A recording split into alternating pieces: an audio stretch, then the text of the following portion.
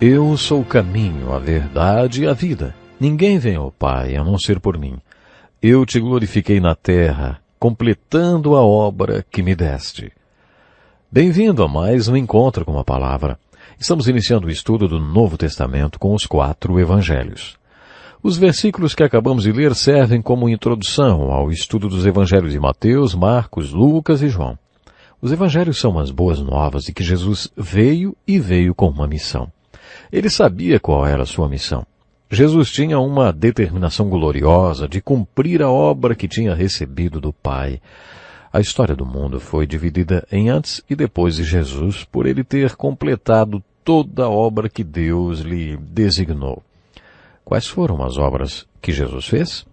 Quando ele diz, eu te glorifiquei na terra, completando a obra que me deste, a que obra ele se referia, hein? Encontramos a resposta para essa pergunta nos Evangelhos. Considerando o espaço que os autores do Evangelho dedicaram à morte de Jesus na cruz, essa foi grande parte de sua obra. Mas sua morte na cruz, mesmo sendo tão importante, não foi sua única obra na terra.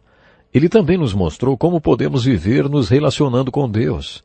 Quando observamos o ministério de Jesus, devemos considerar o seu ministério de redenção, que consiste de sua morte na cruz, e tudo o que a cruz significa. Mas, além do seu ministério de redenção na cruz, Jesus também teve um ministério milagroso de cura. O seu ministério de cura não inclui apenas cura física, mas também cura espiritual. Temos vários exemplos de pessoas que foram impactadas por Jesus. A mulher samaritana, que recebeu um novo nascimento. Zaqueu, que teve sua vida totalmente transformada. E outras pessoas que foram chamadas de uma vida de pecado para uma regeneração, para uma cura espiritual, que geralmente leva à cura física e emocional. Cerca de 1/3 da narrativa dos evangelhos falam sobre as obras de milagre de Jesus. Quando você estiver lendo os evangelhos, e nós ainda estamos na introdução deles, especialmente o evangelho de Marcos, observe a ênfase que ele deu ao ministério de milagres e de cura de Jesus, e principalmente ao seu ministério de libertação. De exorcismo, vamos dizer assim. Aqueles missionários que pregam para pessoas que adoram o diabo e que se entregaram aos poderes do mal, sabem muito bem o que é exorcismo. Missionários que trabalham com esse tipo de pessoas e lidam com esse fenômeno em seus ministérios, sabem muito bem que opressão e possessão demoníaca não são brincadeira. Observe também que Jesus, na maioria das vezes, nem dirigia a palavra para a pessoa que estava doente. Ele se dirigia aos demônios que estavam na pessoa. Não dá nem para imaginar o que aconteceria se Jesus viesse à Terra hoje e visitasse um de nossos hospitais psiquiátricos. Creio que em alguns casos, não todos, mas, preste atenção, em alguns casos, ele iria ignorar toda a nossa terminologia psicológica e se dirigiria aos demônios. Se isso estiver acontecendo com algumas pessoas nestas instituições e os profissionais da área não têm essa consciência, como então os pacientes serão ajudados? Como poderão ficar equilibrados o suficiente para saírem desses hospitais psiquiátricos? Nos evangelhos de Mateus, Marcos, Lucas e João, mas principalmente no de Marcos, observe a ênfase dada ao ministério de Jesus junto aos possuídos por demônios. E aí a sua convicção sobre quem e o que Jesus foi torna-se muito importante. Será que, depois de ler os relatos nos evangelhos sobre as libertações que Jesus realizou, você ainda acharia que, se Jesus viesse hoje, ele precisaria conhecer mais sobre psicologia do que ele conhecia há 2000 anos? Você sequer vai cogitar isso depois de entender quem Jesus era. Jesus era o Emanuel, o Deus conosco. Eu sou o caminho, a verdade e a vida. Ele disse. Se ele era a encarnação do próprio Deus, não tem cabimento dizer que há 2000 anos ele não sabia o que estava fazendo e que hoje faria diferente do que fez naquela época. Não ignore o ministério de libertação de Jesus quando você estiver lendo os evangelhos. Creio que esse ministério de Jesus com os endemoniados representa uma realidade que não podemos ignorar. Devemos ter consciência do mundo espiritual e da batalha espiritual. O Novo Testamento nos mostra que existe o lado positivo e o lado negativo do mundo espiritual. No mundo espiritual existem os bons espíritos e os espíritos do mal. A Bíblia nos exorta a testarmos os espíritos para ver se eles procedem de Deus. Não devemos nos entregar a qualquer espírito e achar que aquele é o Espírito Santo, só porque ele é uma realidade espiritual. A Bíblia fala do Espírito de Cristo, o Espírito Santo, e também do submundo espiritual. Observe essa verdade quando estiver lendo sobre o ministério de milagres de Jesus. Em nossa cultura, as pessoas usam tranquilizantes para controlar as doenças mentais. Jesus tinha compaixão pelos lunáticos. Como o homem sequer usava roupas e era controlado por espíritos. Jesus passou algum tempo com ele. Não sabemos o que ele fez ou como ele fez, mas aquele homem foi visto depois com roupas e sóbrio, sentado aos pés de Jesus. Eu fiz um estágio num hospital psiquiátrico. Houve ocasiões em que eu daria qualquer coisa para saber o que Jesus fez àquele homem. Se alguém da sua família ou alguém que você ama fosse o que chamamos de doente mental, o que você faria ou quanto pagaria para ver essa pessoa restaurada, vestida e sã aos pés de Jesus? Essa foi uma área muito importante no ministério de Jesus. Jesus teve outro ministério muito bonito. Vamos repetir as obras que Deus designou para Jesus? Vamos lá. Ministério de redenção e ministério de regeneração. Regeneração significa restaurar a pessoa. Não importa qual seja o problema. Jesus também tinha um ministério de revelação. No estudo de hoje, gostaria de focalizar esse ministério de Jesus. Ele diz, eu sou o caminho. Essa declaração refere-se à sua morte na cruz, ao seu ministério de redenção. Quando Jesus disse, eu sou a vida, ele se referiu ao seu ministério de regeneração. A restaurar as pessoas, chamá-las para viver como Deus planejou que os seres humanos vivessem. Além desses ministérios, atente também para o ministério de revelação de Jesus, que podemos também chamar de ministério de ensino. Um terço dos evangelhos são registros do que Jesus falou. Os evangelhos nos dizem tudo o que Jesus era. Ele era o verbo de Deus para nós, uma revelação de Deus para nós. Os registros nos evangelhos de tudo que Jesus fez servem para nos dizer, essa é uma revelação de Deus para vocês. Os evangelhos nos mostram que tudo que Jesus disse foi uma revelação de Deus para nós. Jesus disse, eu sou o caminho, eu sou a vida. E ele também disse, eu sou a verdade. Preste atenção para ouvir uma das coisas mais maravilhosas a respeito do ensino de Jesus. Quando se trata do ensino de Jesus, saiba que ele jamais vai decepcionar você. Tudo que Jesus disse, tudo que ensinou, ele praticou na íntegra. Ele sim podia dizer, eu sou a verdade que estou ensinando para vocês. Essa verdade que eu estou ensinando a vocês é o que eu sou. Se vocês querem realmente saber o que eu ensino, venham e me sigam. No primeiro capítulo de João, lemos que quando Jesus se encontrou com alguns dos apóstolos, perguntou, o que vocês querem? Essa é uma pergunta profunda. Os apóstolos não eram teólogos nem estudiosos. Eles eram pessoas simples, pragmáticas, que tinham aprendido tudo com a própria vida. Por isso fizeram uma pergunta bem prática. Rabi, onde estás hospedado? Jesus, tão prático quanto os discípulos, respondeu, venham e verão. Então foram, por volta das 4 da tarde, viram onde ele estava hospedado e passaram com ele aquele dia. Cada um daqueles homens viveu e morreu por Jesus por causa daquilo que eles viram quando foram e viram. O que foi que eles viram quando decidiram ir e ver? Eles viram o que Jesus era. Eles viram que ele era a verdade que ensinava. Os ensinamentos de Jesus eram tão dinâmicos e santos e tão poderosos porque ele era Deus. E quando ele abria sua boca e ensinava, era o próprio Deus falando. Jesus estava exegesando, vamos dizer, revelando e trazendo à tona a verdade de Deus. Os ensinamentos de Jesus eram eletrizantes porque ele vivia tudo o que ensinava. O ensinamento de Jesus tinha várias dimensões. O ensinamento de ensino de Jesus é encontrado no que chamamos de discurso de Jesus, como, por exemplo, o Sermão da Montanha. Quando começamos a ler o Evangelho de Mateus e chegamos ao capítulo 4, lemos a descrição do cenário de que muitos teólogos acham que seja o maior discurso de Jesus, o Sermão da Montanha, Está registrado nos capítulos 5, 6 e 7 de Mateus. Nós não podemos considerá-lo como um sermão no sentido convencional. Esse discurso foi dado num lugar preparado para Jesus, como se fosse um retiro. Quando Jesus organizou o primeiro retiro espiritual dos cristãos, ele queria desafiar o povo a se tornar parte da sua solução e da sua resposta para todos os problemas do mundo. Ele estava ministrando para uma grande multidão que tinha todo tipo de problemas. Ele era um só quando foi confrontado com esses problemas, mas foi estratégico, como podemos perceber no capítulo 4. Ele foi para o topo da montanha, como lemos em Marcos 13:13, e dali Jesus convidou as pessoas para se juntarem a ele.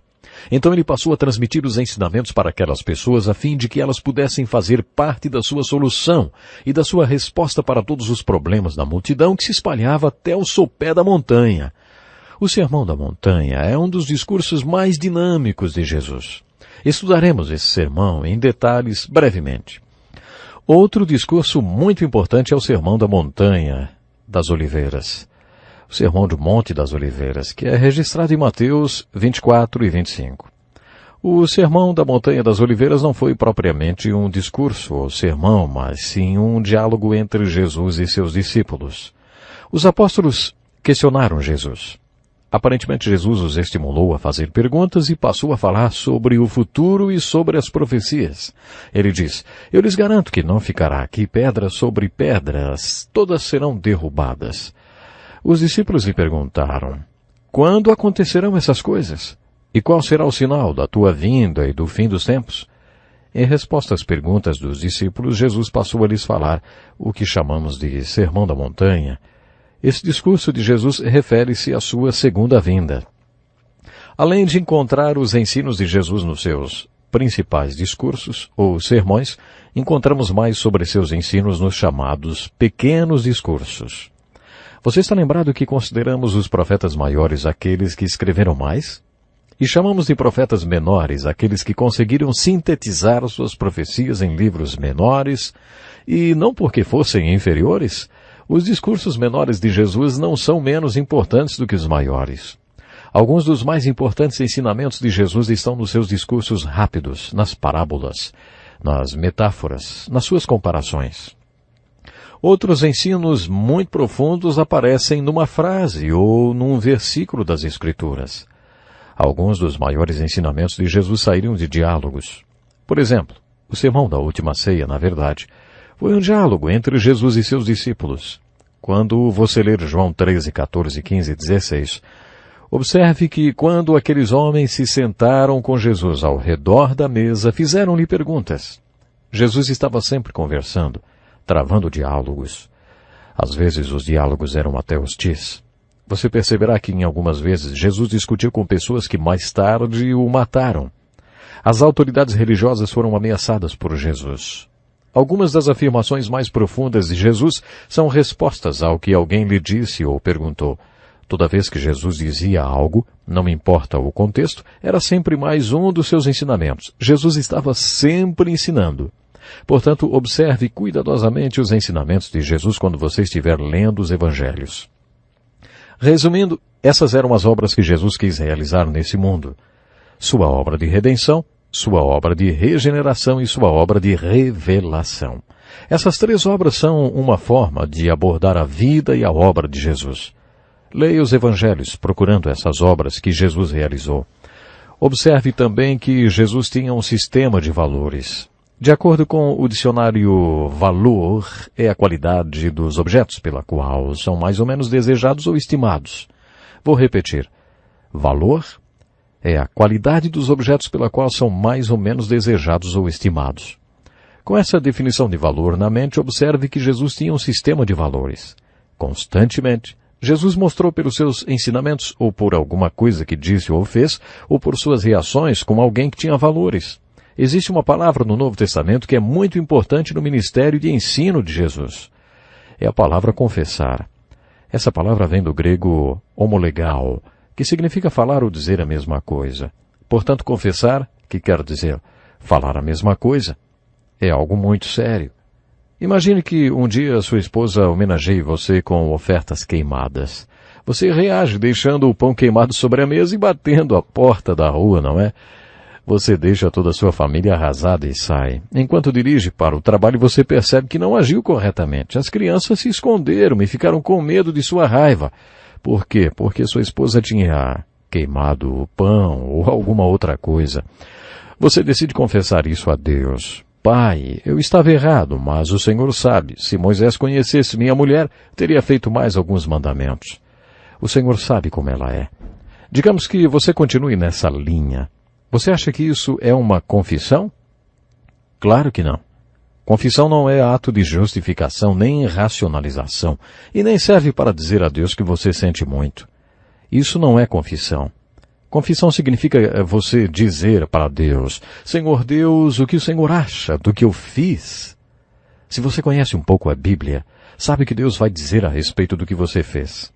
E daí você repete que Ele disser. Aí você estará falando a mesma coisa que Deus.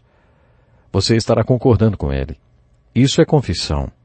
Se confissão fosse dizer para Deus que você sente muito, não funcionaria muito fazer o que a Bíblia diz, confessar a Jesus.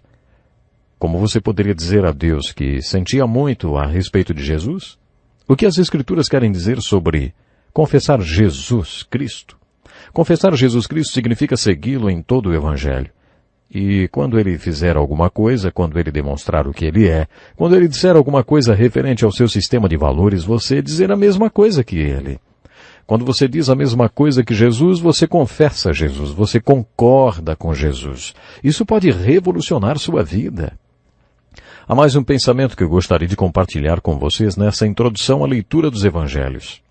É chamado pelos teólogos de problema sinóptico. Isso mesmo, problema sinóptico. Os primeiros 3 evangelhos, Mateus, Marcos e Lucas, são considerados evangelhos sinópticos, porque o conteúdo deles é semelhante. Eles têm o mesmo conteúdo. Lendo o Evangelho de João, você descobrirá que o seu conteúdo não é sinonímico ao encontrado em Mateus, Marcos e Lucas. 90% do conteúdo do Evangelho de João não é encontrado nos outros evangelhos. Muito do que você lê no Evangelho de João não está relatado em nenhum outro lugar. João é o único que nos fala sobre a conversa de Jesus com o rabino Nicodemos e também é o único que conta sobre a mulher no poço. Os teólogos afirmam que o Evangelho de Marcos foi escrito primeiro. Mateus e Lucas acrescentaram dados ao que Marcos escreveu. Tudo que está descrito em Marcos também está escrito em Mateus e em Lucas. Há coisas no Evangelho de Mateus que não estão no de Marcos e há coisas no Evangelho de Mateus que não estão no de Lucas. Por isso, os estudiosos acreditam que Marcos escreveu seu livro primeiro e que Pedro tenha sido sua fonte. Marcos não escreveu muito. Se você fosse um jornalista, aproveitaria muito a leitura de Mateus e de Lucas e depois leria Marcos e veria como Marcos conseguiu falar a mesma coisa que Mateus e Lucas com menos palavras. O livro de Marcos é um modelo de matéria enxuta. Aparentemente, Mateus achou que Marcos não havia falado tudo sobre Jesus e Deus, e o Espírito Santo inspirou Mateus a escrever sobre outras coisas, então. Mateus tem uma perspectiva diferente de Marcos. Ele deu ênfase a certas coisas que Marcos não deu. Lucas também passou pelo mesmo processo. Anos mais tarde, João pegou a pena porque achava que havia muito mais sobre Jesus que deveria ser registrado, coisas que não foram mencionadas por Mateus, Marcos e Lucas. Quando João escreveu seu livro, já havia heresias a respeito de Jesus. João enfatizou em seu livro que Jesus era Deus em carne humana, porque o conteúdo dos livros de Mateus, Marcos e Lucas eram sinonímicos e o de João, único. Então estudaremos Mateus, Marcos e Lucas como uma única unidade. Depois, vamos estudar o Evangelho de João. Estou determinado a estudar cada um dos ensinamentos, diálogos e incidentes da vida de Jesus registrados nos Evangelhos. Alguns eventos são citados 3 vezes, às vezes até 4, nos 4 Evangelhos. Mas outros eventos são citados apenas uma vez. Veremos cada um deles na sequência em que estão no Evangelho de Mateus, depois no de Lucas, e analisaremos aqueles fatos que não foram mencionados em Mateus. Como tudo que está no livro de Marcos também está nos livros de Mateus e Lucas, quando acabarmos de estudar Mateus e Lucas, teremos estudado os evangelhos sinópticos. Agora já estamos prontos para estudar um dos evangelhos. Gostaria de começar nosso estudo pelo Evangelho de Mateus. E vou começar passando uma tarefa para você. Se você está estudando a Bíblia comigo, quero desafiá-lo com uma tarefa a respeito dos apóstolos. Você já deve ter percebido que as bênçãos que você receberá desse estudo, aquele aprendizado pessoal, está diretamente relacionado à sua dedicação e ao compromisso com essas tarefas que passarei. Mesmo que você não possa preparar nenhum material escrito, eu gostaria de desafiá-lo a estudar a vida dos apóstolos. Essa tarefa relacionada aos 12 apóstolos consiste em responder algumas perguntas sobre esses homens com quem Jesus passou os 3 anos de seu ministério público. O que esses homens estavam fazendo quando Jesus os encontrou, hein? Quais foram as mudanças resultantes desse encontro com Jesus? O que esses homens estavam fazendo quando Jesus morreu? Onde esses homens estavam quando Jesus morreu? Se você puder, descubra como eles morreram. Em sua opinião, por que Jesus escolheu especificamente esses homens para serem apóstolos? Se você responder a essas 6 perguntas sobre os 12 apóstolos, descobrirá uma bênção devocional. Quando você ver o que o encontro com Jesus mudou na vida deles, então você vai entender como o seu encontro com Jesus deve afetar sua vida. Leia o Novo Testamento com o seguinte pensamento: será que eu realmente nasci de novo? Eu já me converti?